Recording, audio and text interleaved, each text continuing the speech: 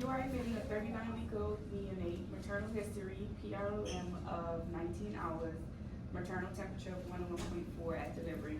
Meconium stayed with fluid. The infant was vigorous at birth with a strong cry that progressed to grunting with PSAPs. Infant was given CPAP at delivery and transferred to the NICU on bubble CPAP of 5 at 30%. Infant weight is 4 kgs. On assessment, infant appears pale with mild intercostal and subcostal retraction. Infant continues to grunt on bubble CPAP. Initial temperature of 99.5. Blood pressure 58/30, MAC 32. Okay, so reading through the scenario, what are things that kind of jumped out at you of concern? And this station is called the Septic Workup Skills Station. So I think that kind of gives where we're going with this. So what do you identify about this baby? What are you thinking? Okay, meconium stain. So what would that kind of indicate for the patient kind of coming out? Respiratory? Yeah, because they could inhale that, kind of impede infection for sure. What would kind of point to you that this baby's at risk for an infection? 19 hours, yeah. Prolonged. Yeah, mom had a temp of 101.4, so that would automatically flag her for what type of protocol and diagnosis? The mother. What do we call that? We kind of just throw the term around like pretty nonchalantly. Choreo. Choreo. So chorioamnionitis. So this mom might have, probably has choreo. Okay. And that's really only confirmed once they take the placenta, like, and then they can draw culture, like a, anyway, so choreo, so an infection. All right. Then what else kind of points to that? Needing higher respiratory support than what baby started on. So what could that indicate possibly, even from the get-go, that this baby possibly has? Meconium aspiration for sure, but it also could then be on the other hand, because you don't know. You want to kind of float all types of things, but what type of infection in the lungs could it possibly be already? What do we call that? Not your question. You guys know. All right. Yep. Okay. Then moving on. What else is concerning? Baby's term and is requiring how much oxygen? 30%. That's, can be concerning for a term baby to be needing that much oxygen. Okay. What else is concerning? Work of breathing. Work of breathing. Retracting. Grunting. Even on bubble CPAP of 5, okay, with 30%. Okay. What is the last two concerning things? The temp. Your maps are Maps are low. That's 39 weeks. What is low? The maps are low for a 39-week baby. Okay. Yes. So all of these things kind of point to the picture that this baby, even on assessment, you could be like, okay, what type of things are you going to start prioritizing? Okay. So over here, we can talk about them, of course, but I have kind of guiding things. So what is the priority? Step 1, you're dropping this, this baby's dropped off on your bed. What do you think you need to start doing? So what do you need to get a culture? Okay, all right. So what do we need for our culture? Okay, so we got our blood culture bottle. Right, we're gonna get it right when we get the PIV, okay? So we'll need our IV, and I'm gonna take our supplies away. I'll put them over here. So we got our IV, we got our blood culture bottle, because we use betadine, because we're drawing a culture, okay? We need that for our IV. Yes, we do. We need a flush, perfect. We need this. We need this to draw off, okay? At the end. Yeah. Okay. Honestly, if you're doing CBC. well, like you're already doing a culture, you're most likely going to do a CBC. Okay. And there's one thing that's not listed here that I forgot. What else would be very important to get? No, blood for sure, but what yeah. other? I forgot to put here. Glucose, yes. But what other test? This baby's on CPAP of 5. A gas. I know. I forgot that, but we need a gas here. She is there in spirit. She is there in spirit. Okay, so, and then we have our over here, wonderful. And then steri strips. Need some sweet on this. Oh, yeah. What age can you give sweeties? 32. 32. Too sweet. Too sweet. 32. Too sweet. Okay, and then, okay, so we have all of these. Okay, so you sterilely get your culture, PIV is in, it flushes wonderfully. And then you got your blood culture, got all of these labs. I'm just going through my list, guys. Okay. Then you get your glucose result back, and that's what you get. Okay? 50. Yeah. So so this baby's new. So let's pause. This baby's new, okay? A glucose of 50. Is that a critical result? No. Well, think about for the unit. For the normal? Less than 60 Yeah. is critical for our unit. But this is kind of critical thinking, okay? So is 50 insanely low? No, not crazy, okay? So how would you escalate first? Okay, what would you do with this result? You're gonna call the provider, and of course you document an epic. So your provider says, okay, like it's first sugar, that's pretty good. Just start fluids, and then how often, like when do you think they're gonna tell you to check back? 30 minutes. 30 minutes after you start your fluids, but they would want it within that hour, okay? All right, so glucose is 50, we've taken care of that, good. So, and let's just say your follow-up sugar is normal, so you're like, good, all right, okay? So now your access is obtained. What would be your next priority for this patient? Getting the antibiotics. That is important. You haven't had the urine culture. Do we need it yet? No. No. So look back at your What does that one scenario. over there say? That the one on the far? This one? Yeah.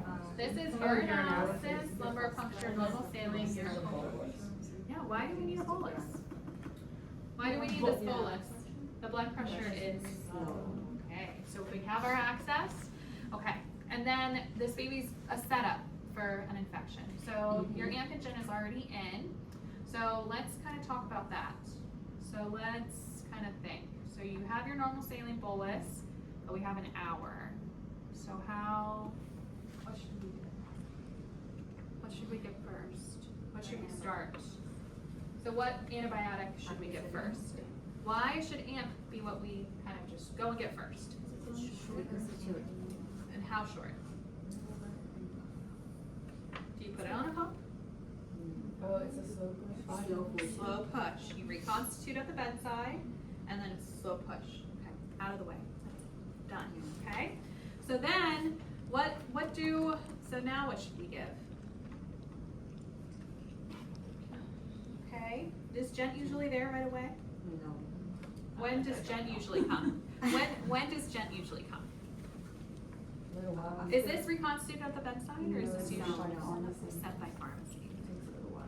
Takes a while. So, okay, this is a term baby. How long do you think they'll run the bolus for? 15? That's a good one. A little longer. So it'll be 30. It's usually gonna be 30. If this was a small baby, how long do you think they would run it for? An hour. Because of the fluid shift. Okay, they don't have that intact intraventricular layer of their brain. So the fluid shift is a big thing for small babies. It's intact on term babies. We don't necessarily have to worry so much with them. Okay, so over 30 minutes, great. And then let's say this is infused like 15 minutes in. Pharmacy is on it. This would never happen, but pharmacy is on it today, and your Gent is at the bedside. Pause your bolus. You would how long does Gent go over? It's 30 minutes, but plus the flush, so infuses for 30 minutes plus a flush, close to an hour. Is it appropriate to pause your bolus? No. No. So, and this is kind of critical thinking as well. You know, you're going peripherally, okay? So some people would say, I'm gonna just run the bolus and then also do the gent too. You know, just run it at the same time because you have that extra port. What would you worry? Starting your gent? Too much pressure and too much That's pressure. a lot. That's a lot shoving in to that one vein. It's painful. Yeah, it could be, especially if it infiltrates real fast, Yeah. you know? So I would say, I mean, it's on there. We want the start time to really be within that 1 hour, okay? We got 15 minutes to go. Finish this bolus. Have your gent hanging, ready to go. Scan it in and start it, okay? All right, so our gent is going in, all right? So now your labs are back, okay? This is your CBC. I guess, sorry, I mean, here it is.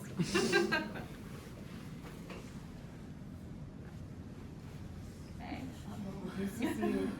Why, uh-oh, what do you see? White blood cells. Is that high? There's 10 bands. Yeah. Okay, that's high. Okay. It should be 0. So what, and let's say this is, it comes back at 6:45, okay?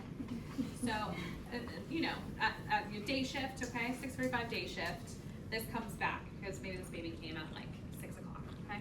So what are you gonna do? Is there anything really? Yeah. Anticipate Yeah. grabbing that. So we would anticipate this potentially, but what have we not received a positive for yet? Your culture, yeah. Okay, so maybe definitely has something for sure, but are we doing everything that we can at this moment?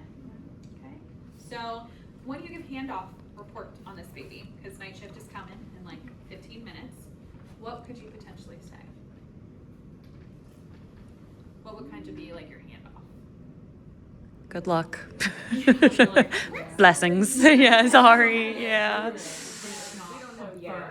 Yes. With the culture. Yeah. For the Culture culture. and then the results. Culture pending, so you would really highlight, you need to look out for this result, okay? So it would be something that they would be checking, How okay? long does it take cultures to come back? Yeah. I think it depends on how fast it grows. If an infection is rampant, it would come back fast. But if it's not so severe, it could take a while to grow, because how do you get a confirmation of a culture? Like, think down in lab, what are they doing?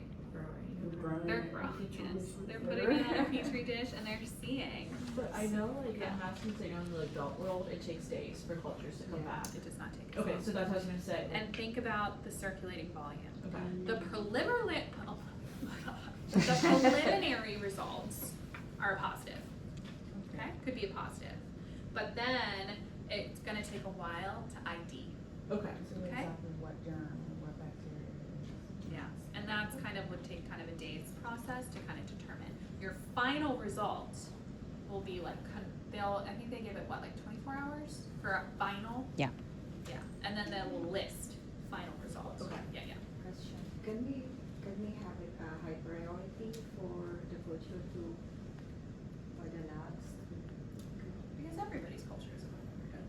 I think, but why is it not necessarily a high priority for this patient? Are we not giving this patient the best care that we can? Yes, because we. Very sure the product Yeah. extra. Yeah, and it's gonna take time to figure out like what specific like bacteria they have growing anyway. So we're doing best care at this moment in time, okay? All right, so let's say you hand off, you're like, whew, done all I can, don't know.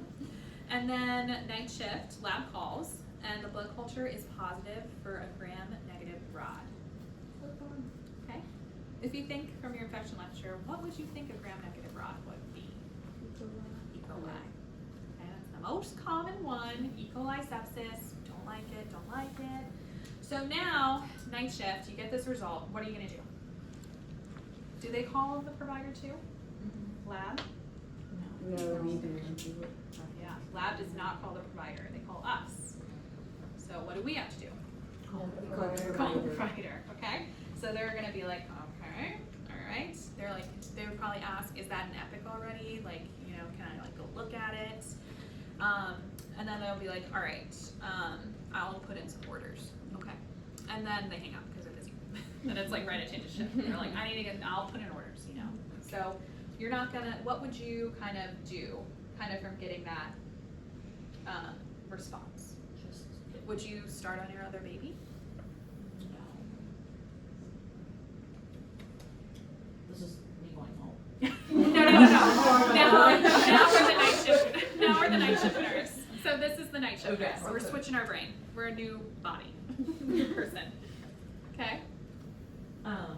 So what would you expect? This baby's in a Prepare 2-baby for assignment. Isolation and Yeah. Because what should be your priority? this baby Orders are coming. So you don't want to be like in another room doing stuff, and then at the same time it'll take like what, 30-40 minutes to get your baby settled, and the provider's putting in orders for tons of things on your patient.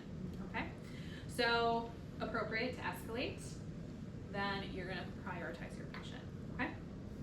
Okay, so what orders do you expect the provider to be putting in?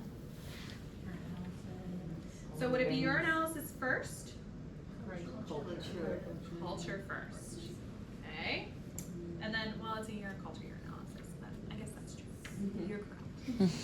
But if you can't get the culture, what would they prioritize? Just the urine analysis. Okay. So what would you need for a urine culture? It's wonderful. This is the goal. We already had our harms lecture, right? Yeah. This is the ideal. This is the goal. Yeah. Those kits, by the way, guys, are only stocked in the beach. There might be one other neighborhood that they're in. If you are in any other neighborhood, you kind of have to like make your own kit kind of situation. But truthfully, I would run around and just find this. But yeah, it's got good stuff in it. The gloves aren't great, but It's the enclosed system. yeah, they never are. Yeah, it's the enclosed system. So if you couldn't find that and they're out of stock and it's night shift, like who'd you call? Oh my god, I gotta get this now. What would you get in place of a closed system urine culture collection kit? This. And just be and sterile gloves, which you also need for your IV too. But yes, and then you would have to like remember, like get it and like drip it in here and have it like drip. So you just two sets of hands. Okay. What if you know your charge nurse is your second set of hands? You try your your oh my god, what's it called? Cath once and didn't get it. Your charge nurse tried once, didn't get it. Would you try a third time? No. What would you say?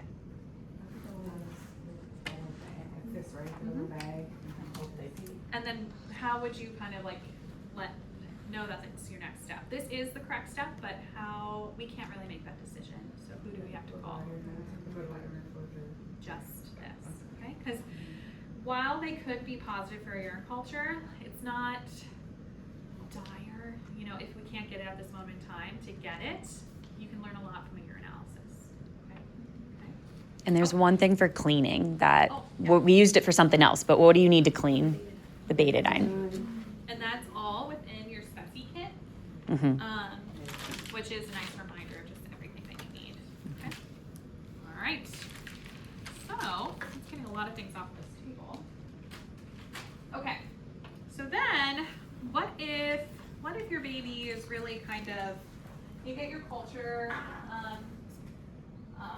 your CBCs doesn't look good, your culture's positive, blood culture's positive, and what if your baby kind of starts having some rhythmic movements?